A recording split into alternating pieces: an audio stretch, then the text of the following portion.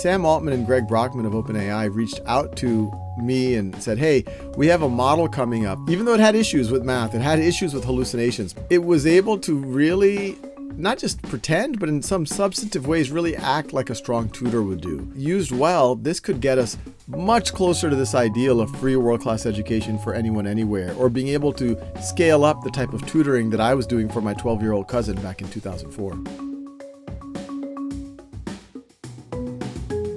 I'm Bob Safian, and I'm here with Sal Khan, the founder of Khan Academy. Sal, thanks for joining us. Thanks for having me, Bob. So Khan Academy now serves more than 150 million learners around the world. Many of us almost take it for granted that anyone with web access can get expert instruction for free. But you argue there's an even bigger revolution coming in education, courtesy of AI, which you write about in a new book, Brave New Words. What is making you so excited? It really does, to some degree, go back to how Khan Academy got started. It started really with me tutoring a cousin who needed help remotely. She was in New Orleans, which is where I'm born and raised, and I was in Boston at the time. And it worked out for her. She went from being in a remedial math class to being in a more accelerated math track. Word spreads in my family, free tutoring is going on. And I'm now tutoring 10 or 15 cousins. My day job, I was an analyst at a hedge fund. This is back in 2004, 2005. And I start writing software for them to help scale that kind of personalization that you can do when you're a tutor. And then I started making videos for them. And then it became clear that people who are not my cousins were using those videos. And if you think about that arc from back in 2004, 2005, all the way to some of the numbers you just mentioned, 100, I think it's actually, we're close to 160 million or 170 million now registered users in 50 plus languages. We're being used in almost every country in the world. If students are able to put 20 minutes a day for 3 or 4 days a week, they're accelerating 30, 40, 50% relative to their peers. The whole arc of it really is, how do we use technology to scale the type of personalization that you're able to do and the type of engagement you're able to do when you're able to have a one-on-one tutor. What AI does is allows us to go much further in that dream. There's interactions that folks have with our AI tutor called Khanmigo that are really indistinguishable from when I used to text message my cousins back in 2004. And it can do a lot of things that I wasn't able to do with my cousins. Emulate a historical figure, simulations, assess you in much broader ways than we've been able to do with computers. Be a teaching assistant for teachers, not just report to them what students are up to, but also help them develop lesson plans, grade papers, write progress reports, all of this administrative work that isn't really directly student-facing that teachers need support on. When you started Khan Academy, when you started posting all these videos, there were some folks who were kind of threatened by it because it was such a different way of accessing information and education. And there's a lot of that fear around AI also. I mean, a lot of the initial reactions to ChatGPT were like banning it, like that it's like a tool for cheating. Yeah, there's a lot of fears around AI, and a lot of them really become noticeable in the education space. Even before generative AI, especially in the education lane, I've always made the argument that technology should be a means for liberating the classroom. So instead of making it, someone at the front of the classrooms lecturing on and the kids are trying to stay awake, which is actually a very inhuman experience. You're not allowed to communicate with each other. You're not allowed to play. That's not natural. And if you can go from that, because now you're liberated by, the kids can get the mini explanation at their own time and pace. Now we can use class time for a Socratic dialogue. Now we can use class time to do a game, to do a simulation, or to do independent practice. The teachers can support people in a more personalized way. All of a sudden, you've leveraged technology to make things more human. You fast forward to this AI world, I think it becomes even more relevant. I think teaching is one of the safest professions in a generative AI world. And in fact, it's going to be enhanced, and more value is going to accrue to any profession that really anchors on the human element, on the human connections. And the AI is going to be there to streamline a lot of the less human things. Imagine being a 7th grade English teacher. You have 5 classrooms of 30 students, 150 students. You've just assigned a book report on The Great Gatsby to all of them.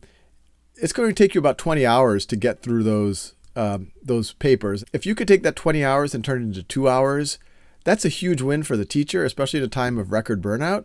But it's a huge win for the students because now the teacher has more energy to do some other things, or maybe to assign more writing for the students so they get more practice and more feedback. So I think this is used well, as long as we put pedagogy first.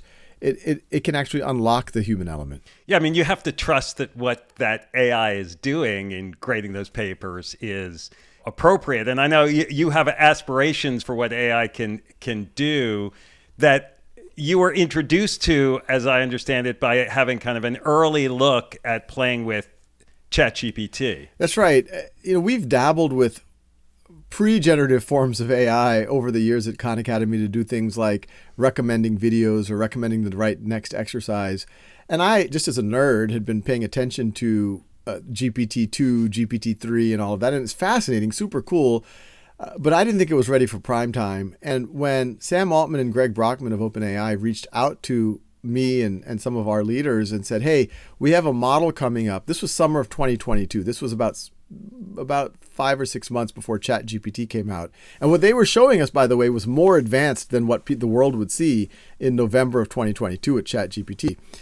What we saw with GPT-4 back in that summer, even though it had issues with math, it had issues with hallucinations, making up facts, it was able to really not just pretend, but in some substantive ways really act like a strong tutor would do. And that's when we said, look, there's a lot of risks here and we have to mitigate those risks, put some guardrails around this, especially if it's going to be used in an academic setting. But used well, this could get us much closer to this ideal of free world-class education for anyone, anywhere, or being able to scale up the type of tutoring that I was doing for my 12-year-old cousin back in 2004. You see this, you start playing with it, and you realize, like, we've got to change our whole business or add this to our business. Is that where Khanmigo comes from? That's right. And, I was definitely all in on this. But you could imagine the debates that we had in the organization. How do we handle cheating? How do we handle hallucinations? How do we handle math errors? How do we handle a situation if a student has an inappropriate conversation with the AI? So I encouraged our team, we shouldn't ignore these risks. These are real risks. But we should write them down and we should turn them into features that mitigate the risks, but keep moving forward on ways that we can create value. So we started doing that in the fall of 2022.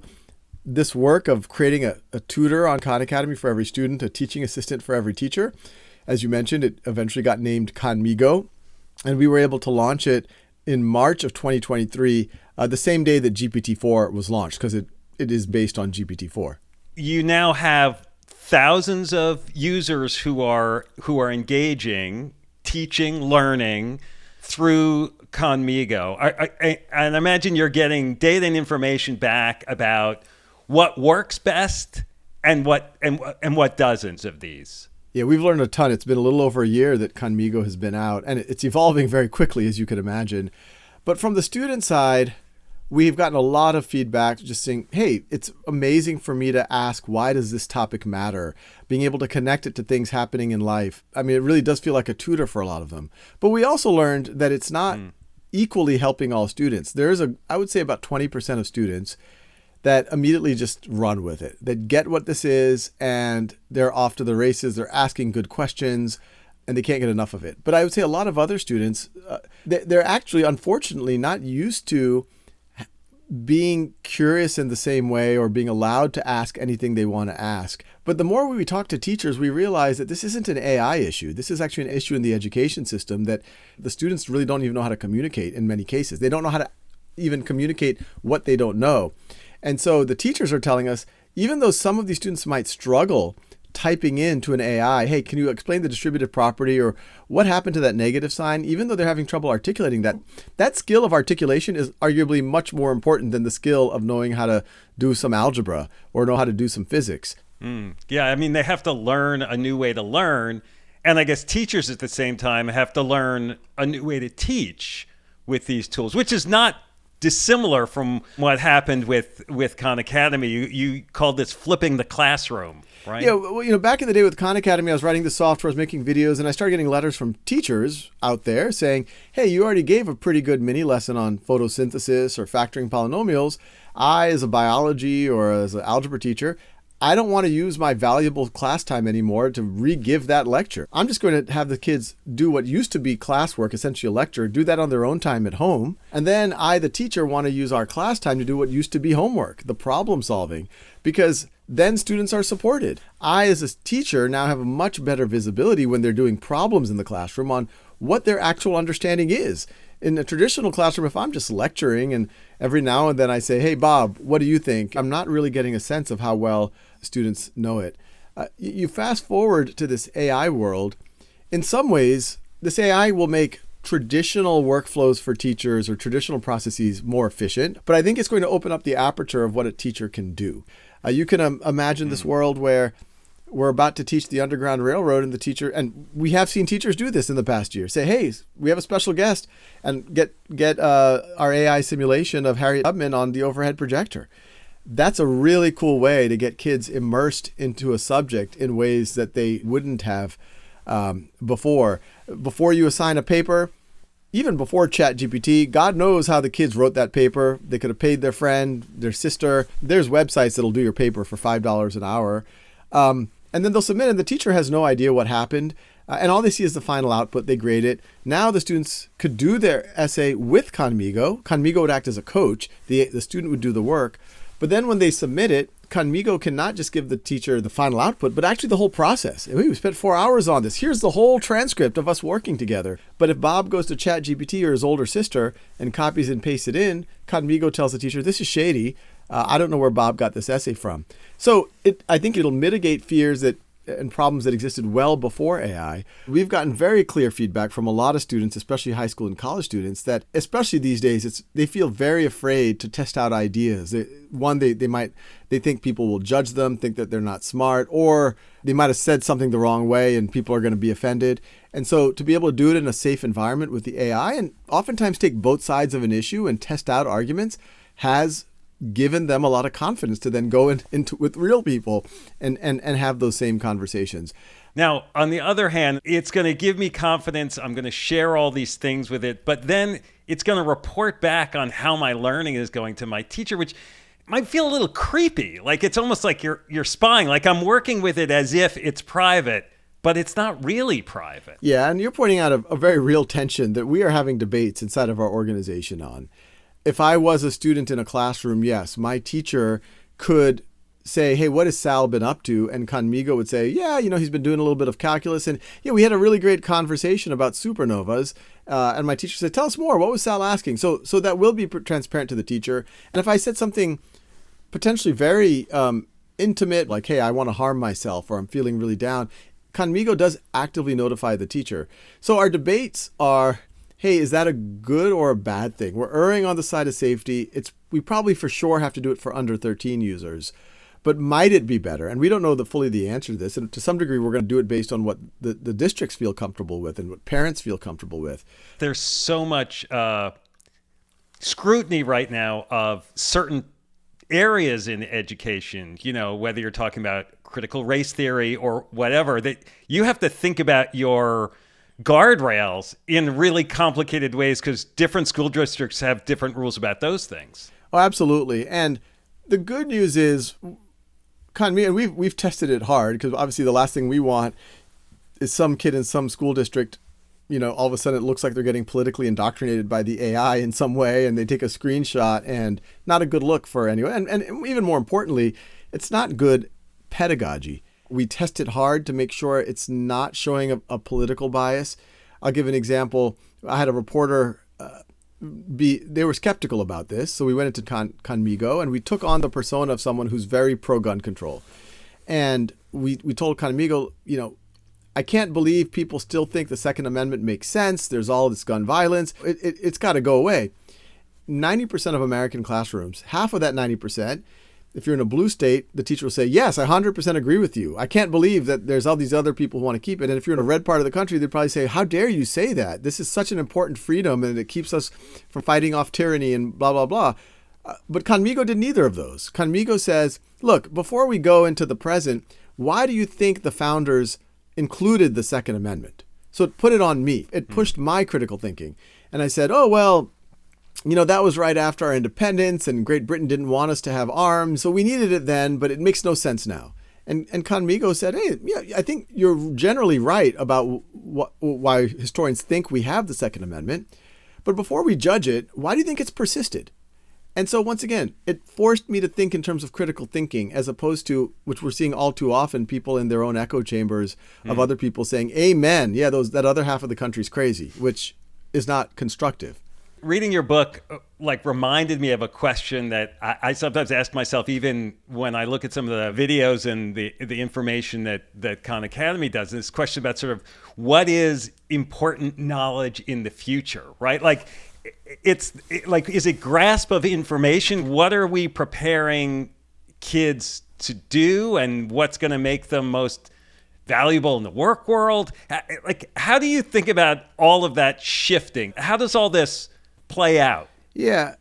Even when search first came out 20 or 25 years ago, there were a lot of people, and people have still made this argument, you could search for anything now. Kids don't have to learn as many facts or as much knowledge, and now you just have to know how to search. And now with ChatGPT or other AI tools, the argument becomes even stronger. Hey, this can draft your essay for you. It can kind of, give you a business plan, whatever. The reality is it is going to be important to know how to use those tools, but in order to really be excellent at using those tools, you have to have a lot of knowledge yourself. I have seen the difference between how I can search when I have content knowledge versus when I see sometimes people who don't have the content knowledge. They oftentimes don't even find what they're looking for because they don't have enough context to search for the right words or to be able to evaluate the different sources they're getting and which one is more likely to be legitimate. And the same thing is going to happen with AI. So I say all of the above. It's as important as ever, or more important than ever, to learn the fundamentals, the reading, writing, arithmetic, so to speak, and the content knowledge. I'm not one of these people who think memorization is a dirty word. I think it needs to be more than just memorization, but I think it is very valuable to have a lot of content in your head. You're going to be a better tool user. And the changes that you see coming in education from AI, do you think they're going to be any less revolutionary in other areas? Education, obviously, this is what I think about all the time, so I think this is probably the most revolutionary. But I talk about tangential areas to education, assessment, job placement, interviews. I think all of those are going to be, you're going to see some really interesting changes over the coming 5 to 10 years. I always give the example, New York City Public Schools spends $40,000 per student per year on education. The average class size is 25 students. So 25 times 40,000 is $1 million. I guarantee you that $1 million is not going to the teacher and it's not going to the facilities. And, at best, that might be 20% of that. The rest of that 80% is layers of administration, paperwork, et cetera, et cetera. If we can make, things like the registrar's office way more productive, then we have more resources out of the registrar's office and turn them into teaching assistants or turn them into teachers. So then you'll have more supports for the students. You could name any industry. I cite in the book that McKinsey, I believe, did an analysis and they said roofers would be the least affected. And then someone interviewed roofers and oh no, ChatGPT's transformed my life. I use it for my invoices. I use it for my pricing. I use it for my marketing. And it's okay, even the roofers have been transformed by this technology. You end the book with this phrase about existential risk or existential opportunity. Yeah, the phrase I use is educated bravery. And the spirit of it is, you could be brave without being educated, but that you might do some very stupid things if you're not well informed about why you're moving forward. Or you can be very informed and very educated, but not very brave. In fact, educated people are some of the best people at figuring out all the reasons not to do something. And the best is to have a healthy tension between the two. When we started seeing this technology and seeing all the opportunity, it was also very obvious to us that there's a lot of potential risks here. And I think there are, in fact, even inside of Khan Academy, there were folks who were like, hey, we should just not deal with this stuff. We should just ignore it. And ignoring it has more risks in my mind than taking action. Let's not ignore them. Those are real risks. Let's try to mitigate them. Let's turn them into features. But let's move forward because there's so much opportunity here. And if we think about it on a higher level, people like to philosophize and should it be regulated, et cetera, et cetera. And I'm very clear about it. This is not a flip of a coin. We are all actors in this game. And you could try to slow it down, But that's not going to do anything to the bad actors. The bad actors who are trying to manipulate our elections, who are trying to put out deep fakes, who are trying to commit fraud using this technology, they're not going to slow down. They're going to keep running ahead. And if the good folks slow down, we're going to have less tools to police them. What we really need to do is use a little bit of educated bravery. So don't ignore the risks, but move thoughtfully forward and put a lot of energy in the positive use cases. So not only do we mitigate all of these bad actors, but we can really take society to another place. And part of it is, some of the risks of AI aren't because of bad actors. A lot of folks think about things like job dislocation. There's not some puppet master trying to get people out of jobs, but the technology might do that to certain parts of our economy.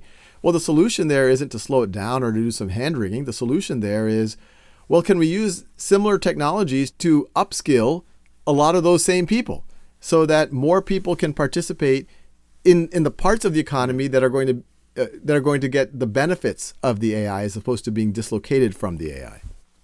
So this has been great. Thanks for doing it. Thanks for having me, Bob.